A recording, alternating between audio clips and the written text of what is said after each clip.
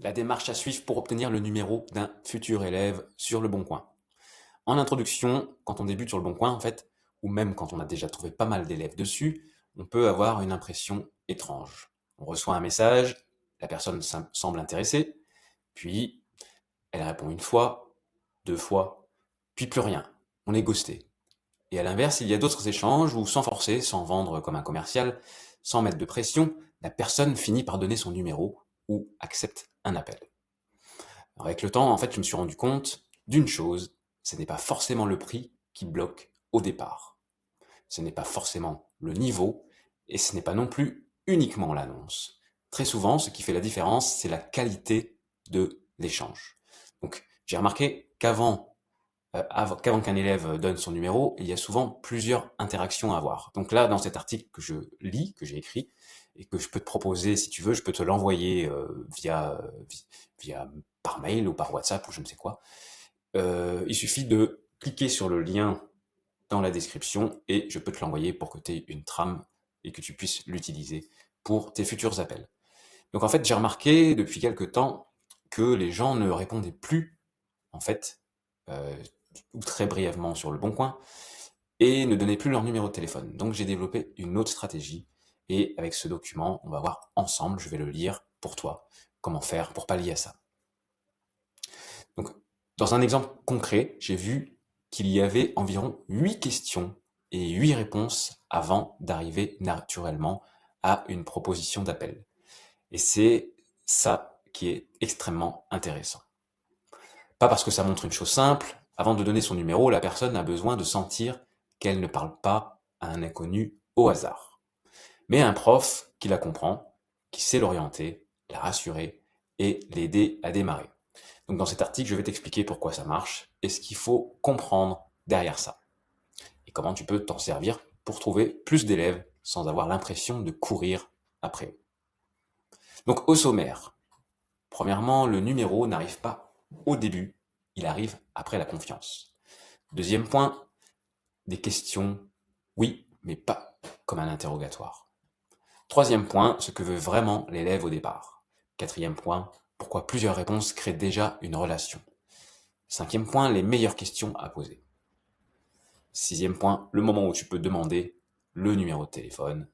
Septième point, ce qu'il faut éviter dans les messages Le Bon Coin.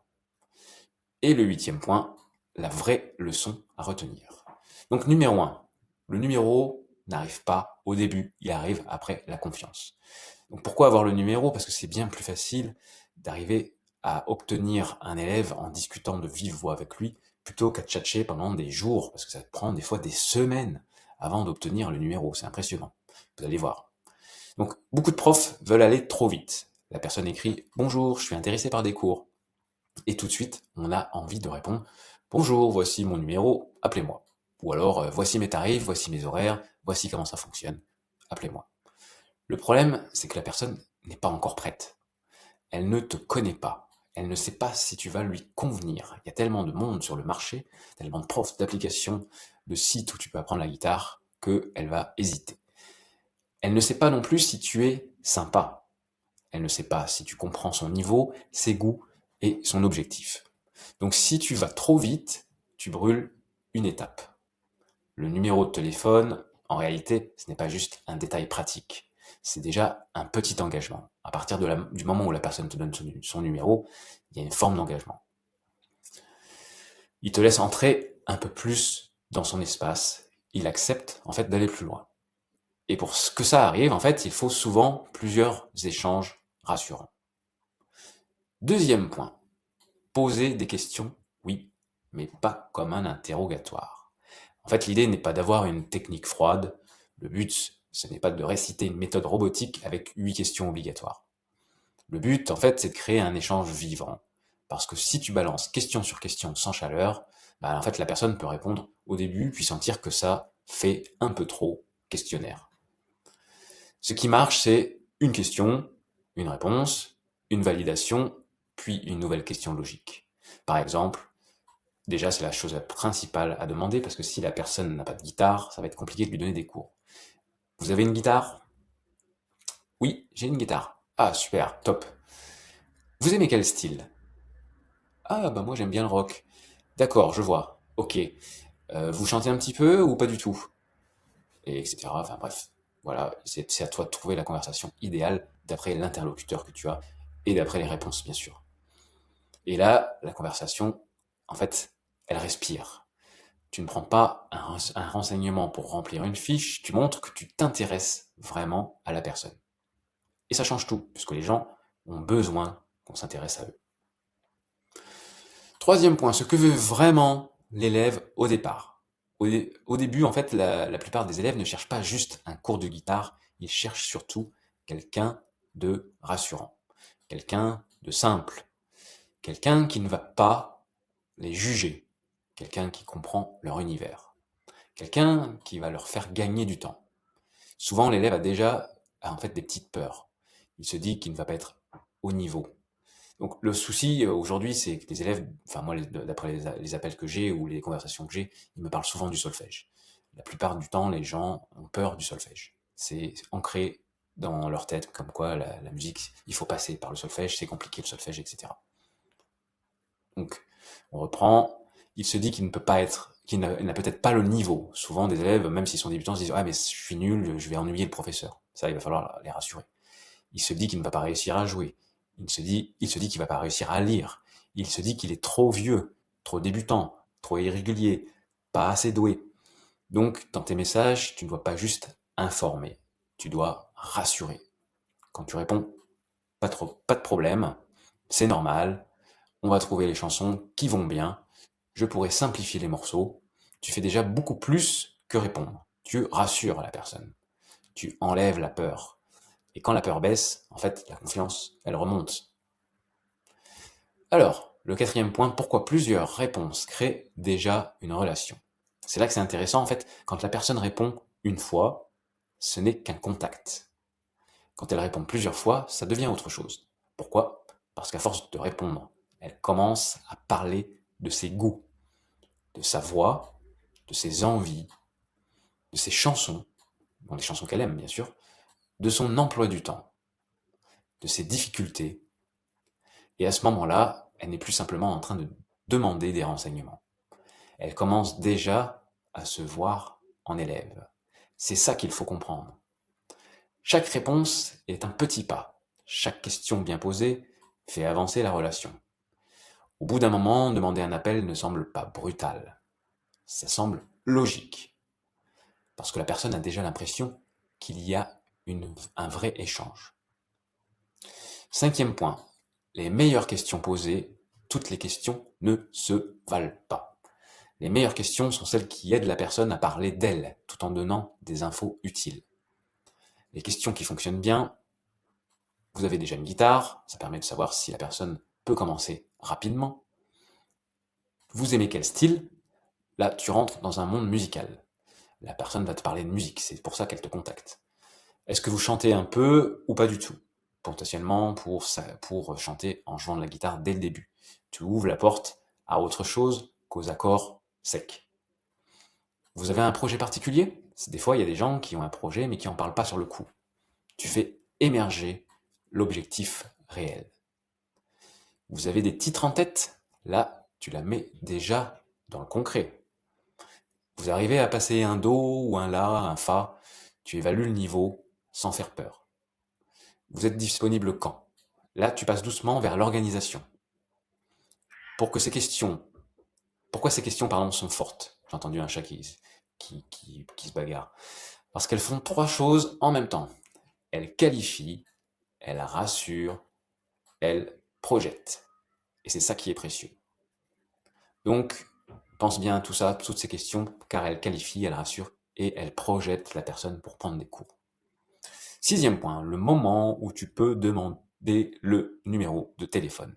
Donc le téléphone ne doit pas arriver trop tôt, mais il ne doit pas non plus arriver trop tard, parce que des fois, la conversation va durer super longtemps et la personne va se lasser.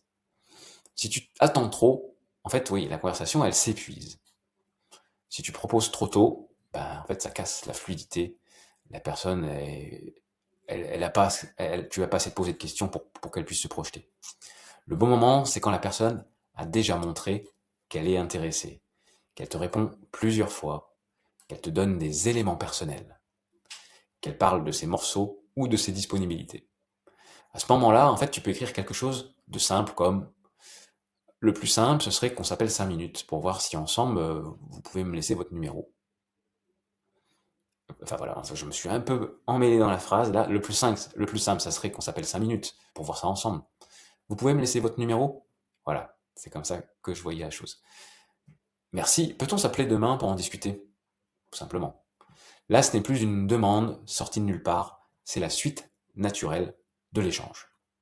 7e point, ce qu'il faut éviter dans les messages Le Bon Coin. Il y a plusieurs erreurs classiques, aller trop vite. Demander le téléphone au bout du premier message, souvent c'est trop tôt. Donner un pavé, si tu envoies un roman dès le début, la personne peut décrocher et ça se trouve elle n'aura même pas le temps de le lire. Qu'une question simple, elle te répond tout de suite. Poser des questions trop fermées. Si tu fais uniquement du oui ou du non, la conversation en fait, elle meurt plus rapidement. Ne pas valider. Si tu poses des questions sur questions sans jamais dire ah ok super, je vois, pas de problème, impeccable, là ça fait sec. Parler seulement de toi. L'élève veut d'abord sentir que tu le comprends. Faire trop commercial. Dès que ça sent la vente, certaines personnes se ferment. Attention à ça. Alors le point numéro 8, la vraie leçon à retenir. La vraie leçon, ce n'est pas il faut exactement 8 questions. Donc c'est pas 8 questions. Il peut y en avoir 3, en avoir 6. La vraie leçon, c'est plutôt avant de demander le numéro, l'élève doit déjà se sentir compris et commencer à se projeter avec toi. Voilà ce qu'il faut retenir quand quelqu'un te parle de ses goûts, te parle de ses difficultés, te parle des chansons qu'il aime, te parle de son emploi du temps. Alors tu n'es plus un simple contact. Tu as déjà une préinscription mentale. Et c'est souvent là que le téléphone arrive naturellement. Autrement dit, le numéro ne vient pas parce que tu l'as demandé au bon moment par hasard. Il vient parce que, juste avant, tu as créé de la confiance, de la clarté, de la projection. Conclusion, si tu veux trouver plus d'élèves sur le bon coin, ne cherche pas seulement la phrase magique. Donc avant de continuer la conclusion, je vais te parler d'une expérience que j'ai faite sur une semaine.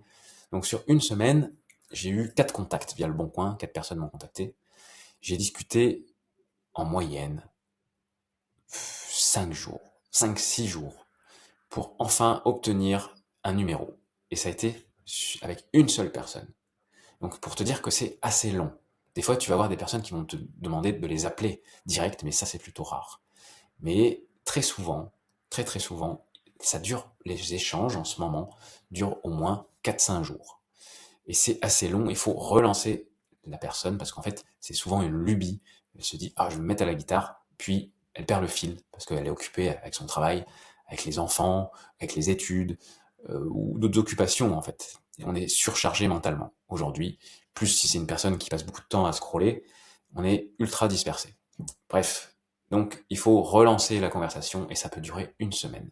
Sur ces 4 personnes, j'ai réussi à obtenir un seul numéro de téléphone. Les autres m'ont ghosté. Et la personne que j'ai eue au téléphone, j'ai fini par avoir un cours en visio avec elle. Et ça a été très long. Voilà, courage. Donc, cherche surtout à créer un échange simple, humain et rassurant. Pose des questions utiles, écoute les réponses, valide ce que la personne te dit, rassure-la. Donc ça, on l'a déjà vu dans tout le document. Projette-la dans quelque chose de concret, puis propose l'appel. Tu verras qu'à partir de là, en fait, le téléphone n'est plus une étape compliquée. C'est juste la suite logique d'une conversation bien menée. Et franchement, c'est ça qui est beau. Parce qu'au fond, un élève ne signe pas seulement pour un cours. Il signe parce qu'il sent qu'en face, il y a quelqu'un qui va l'aider à avancer sans que ça soit compliqué. Voilà. Pour cet article, je peux te l'envoyer. N'hésite pas en fait à me contacter. Tu as les liens dans la description. Tu peux rejoindre ma communauté school où il y a plusieurs professeurs. Il y a des échanges, il y a des vidéos, il y a des documents. C'est gratuit. Et tu peux aussi réserver un appel gratuit avec moi pour voir si tu peux devenir professeur ou si je peux t'aider à avoir davantage d'élèves, quelle stratégie il faut appliquer pour obtenir plus d'élèves. On peut parler de super prof, on peut parler du bon coin, on peut parler du bouche à oreille, de tas de choses, de la pédagogie. etc. Voilà, et n'hésite pas, et on se dit à la prochaine pour la vidéo suivante. Ciao.